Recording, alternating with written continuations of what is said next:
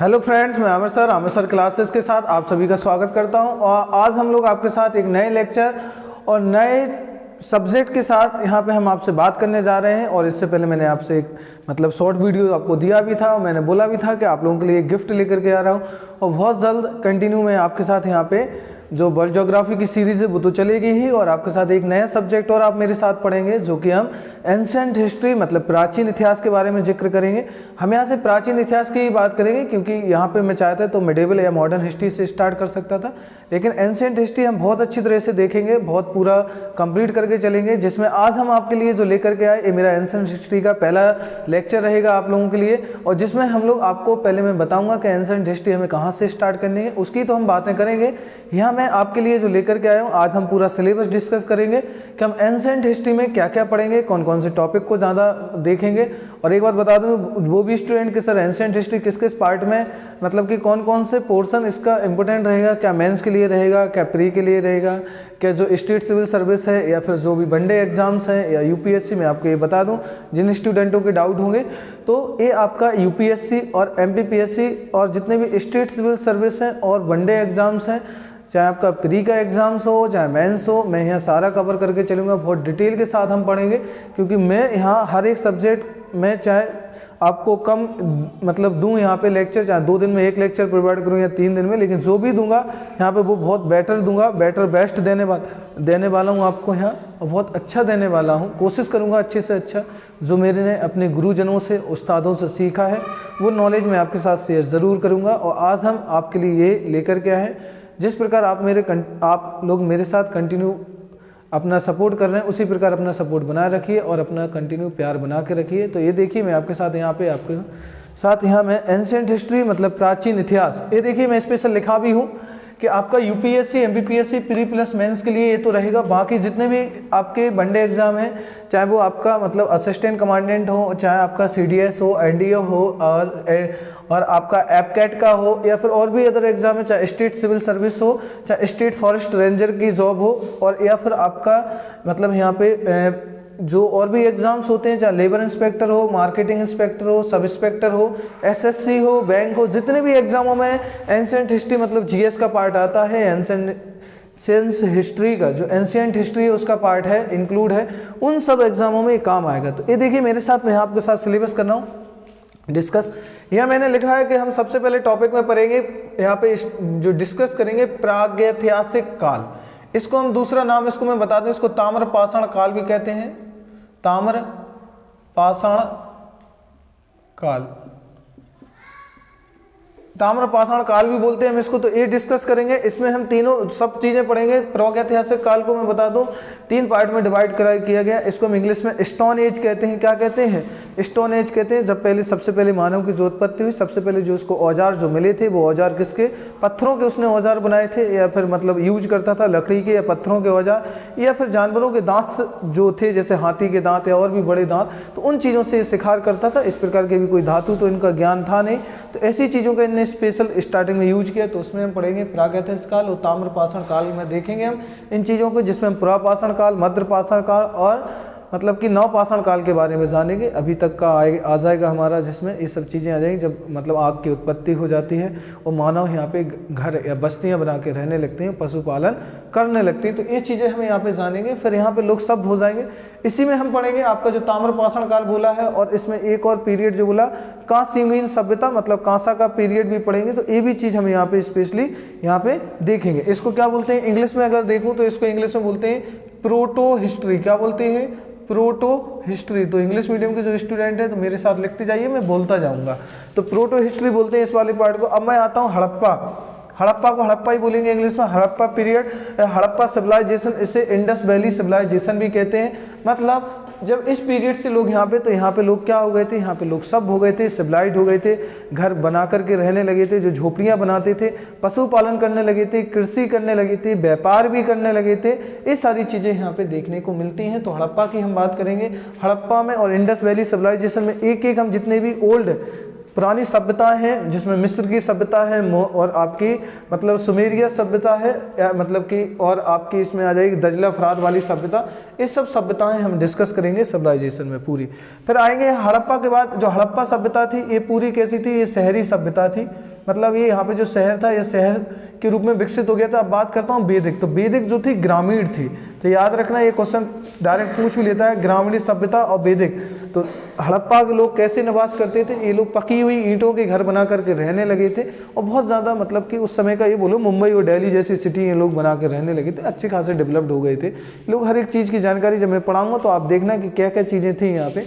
उसी प्रकार अगर वैदिक काल की बात करूं, यहाँ पे वैदिक काल में इन लोगों को पढ़ना लिखना तो आ गया था, लेकिन इनकी जो सभ्यता थी ज़्यादातर लोग निवास करते थे, वो गांव में निवास करते थे। तो ये देखिए यहाँ पे वैदिक पीरियड में हम पढ़ेंगे, इसको दो पार्ट में पढ़ेंगे, ऋग्वेदिक पीरियड और उत्तर वैदिक पीरियड। ऋग्वेद में स्पेशल हम ऋग्वेद की चर्चा करेंगे, ऋग्वेद में क्या स्पेशल हम ऋग्वेद के बारे में पढ़ेंगे। और उत्तर वैदिक में हम जो पढ़ने वाले हैं इसमें हम जो ऋग्वेद के बाद 3 वेद और लिखे, जैसे 4 वेद हैं, ऋग्वेद, सामवेद, अथर्ववेद और यजुर्वेद। तो इसमें सामवेद, अथर्ववेद और यजुर्वेद के बारे में चर्चा करेंगे। तो ये चीज़ें पढ़ने के बाद फिर हम प्राचीन धार्मिक आंदोलन देखेंगे, क्योंकि यहाँ पे क्या हो गया था, बहुत ज़्यादा कर्मकांड, बहुत ज़्यादा आडंबर, बहुत ज़्यादा क्या अंधविश्वास वाली चीज़ें यहाँ पे आने लगी थी। इसी चीज़ को लेकर के बौद्ध धर्म आ जाएगा, बौद्ध धर्म का उदय और जैन धर्म का उदय।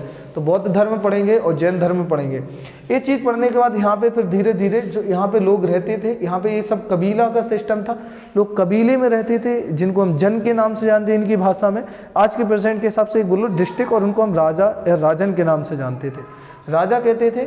धीरे धीरे जब बहुत सारे कबीले मिलकर के या बहुत सारे जन मिलकर के, जन मतलब हो गया एक डिस्ट्रिक्ट, एक जिला, तो बहुत सारे जन मिलकर के एक क्या बनाया, महाजनपद। तो महाजनपद बनाया। तो इन जनपदों में 16 महाजनपद के बारे में हम चर्चा करेंगे और बहुत एक एक चीज़ को हम डिस्कस के साथ भी पढ़ेंगे।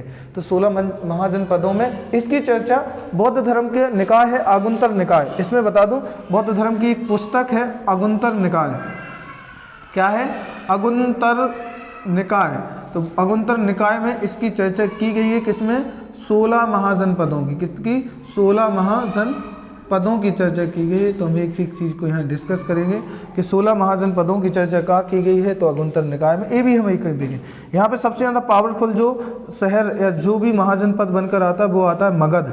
यही मगध के बारे में हमें जानना, यहीं से पूरी की पूरी इंडिया की जो हिस्ट्री है, प्राचीन इतिहास यहीं पर, क्योंकि जो भी पावरफुल किंग हुए हैं मगध ही, इन सारे के सारे जो भी रहेंगे ये महाजनपद रहेंगे, बड़े बड़े जो राजा रहेंगे कंट्रोल करेगा। तो मगध जो एक कह लो सेंट्रल पावर के रूप में काम करेगा, बाकी सब एक स्टेट के रूप में काम करेंगे। बात करता हूँ विदेशी आक्रमणकारी पढ़ेंगे प्राचीन भारत में, जैसे कि यहाँ पे बहुत सारे विदेशी आक्रमण आए। सबसे पहले ईरानी आए, ईरानियों के बारे में पढ़ेंगे। तो जितने भी यहाँ पे आक्रमणकारी आए या अटैकर आए उनके बारे में देखेंगे। उसी टाइम पीरियड में एक एम्पायर आता है मौर्य, आपने जानते हो बहुत, चंद्रगुप्त मौर्य, और नाम सुना होगा चाणक्य का। चंद्रगुप्त मौर्य चाणक्य का शिष्य था और उसने जाके मौर्य साम्राज्य की स्थापना की थी। उसी टाइम पीरियड में सिकंदर का आक्रमण होता है। तो ये यूनानी आक्रमण भी पढ़ेंगे, ये भी विदेशी आक्रमण में आएगा। फिर हम शुंग वंश, शुंग डायनेस्टी, कंड डायनेस्टी और सातवाहन वंश, तो ये सारे के सारे डायनेस्टी, ये सारे वंश पढ़ेंगे। फिर इसके बाद मैं बात करूँ यहीं पे इसी मौर्य वंश का एक बहुत प्रतापी, मौर्य साम्राज्य में एक बहुत ही प्रतापी, बहुत ही पावरफुल किंग था जिसका नाम जानते हैं अशोक के नाम से। तो हाँ, ग्रेटर अशोका के बारे में पढ़ेंगे और जिसमें कलिंग की चर्चा की गई और कलिंग के साथ इसका युद्ध होता है। तो कलिंग को पढ़ेंगे। बाकाटक वंश पढ़ेंगे। बाकाटक वंश जो था साउथ में था।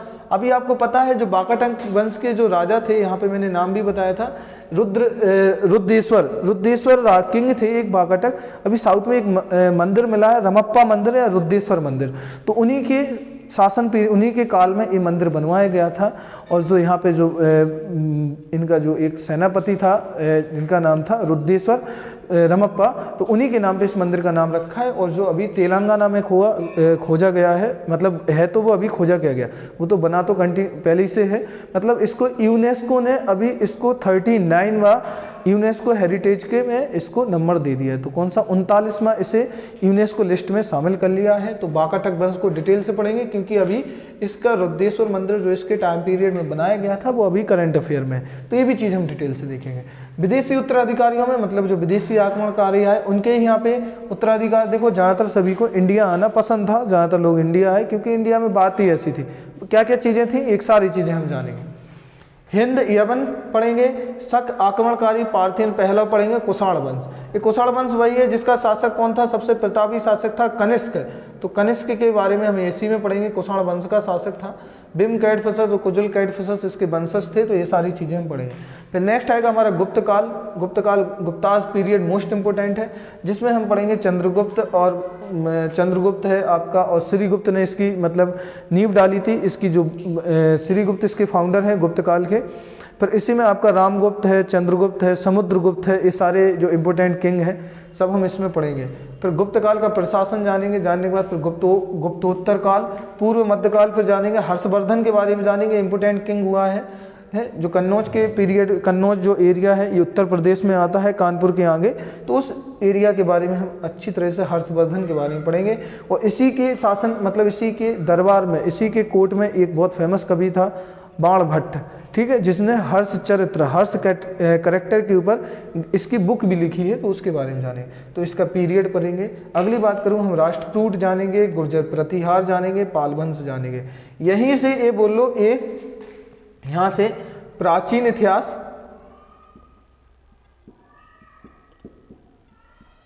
और मध्यकालीन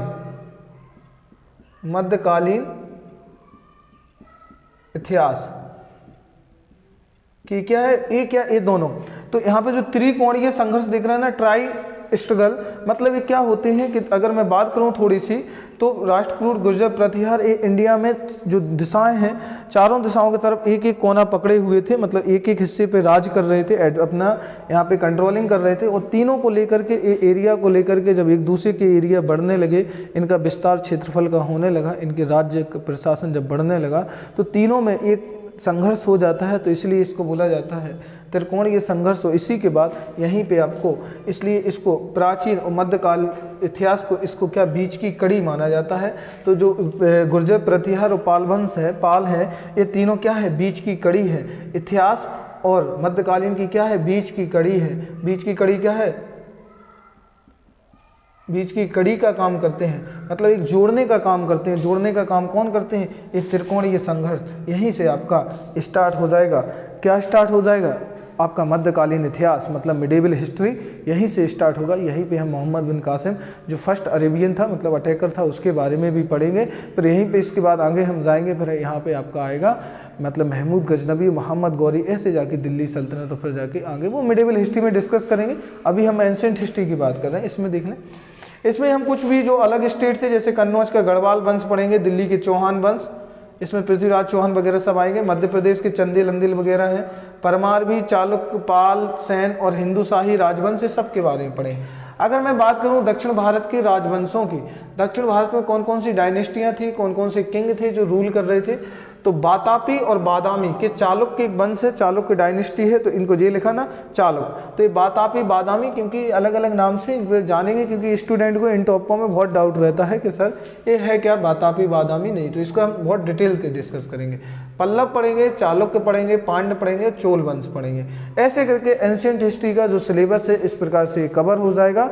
और इसका जो आर्ट एंड कल्चर आएगा, जो भी इसमें जिस प्रकार से मंदिर बनाए गए या जो भी यहाँ पे निर्माण कार्य किए गए कला और संस्कृति को लेकर के, तो उसका भी मैं एक अलग से यहाँ पे चीज़ें बता दूंगा, वो भी पढ़ा दूंगा। तो ये देखिए, ये एंशिएंट हिस्ट्री का पार्ट है। आप इसको अच्छी तरह से नोट डाउन कर लेना, अच्छी तरह से नोट्स बनाना, क्योंकि आपको यहाँ पे ये सारी चीज़ें लिखते जाना है मेरे साथ। मैं मेहनत कर रहा हूँ, आपको भी मेरे साथ यहाँ पे मेहनत करनी है। अगर आप यहाँ पे कंटिन्यू मेरे साथ रहोगे, प्यार रहेगा, तो जिस प्रकार से आपका रिस्पॉन्स रहेगा उसी प्रकार से मैं आपके साथ यहाँ पे रहूँगा। तो ये हमने देखा एंशिएंट हिस्ट्री का सिलेबस, और आप मेरे साथ कंटिन्यू मतलब कि अपना मुझे प्यार देते रहिएगा।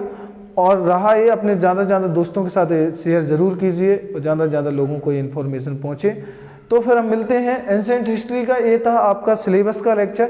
एंशिएंट हिस्ट्री के पहले टॉपिक में प्रागैतिहासिक काल, प्रोटो हिस्ट्री में, और इसमें हम बहुत डिटेल से जानेंगे, क्योंकि यहाँ पे क्लैरिफाई नहीं हो पाता है कि हमको यहाँ पे पढ़ना क्या है। तो हम मिलते हैं इसके प्रागैतिहासिक काल के लेक्चर के साथ। Okay, thank you.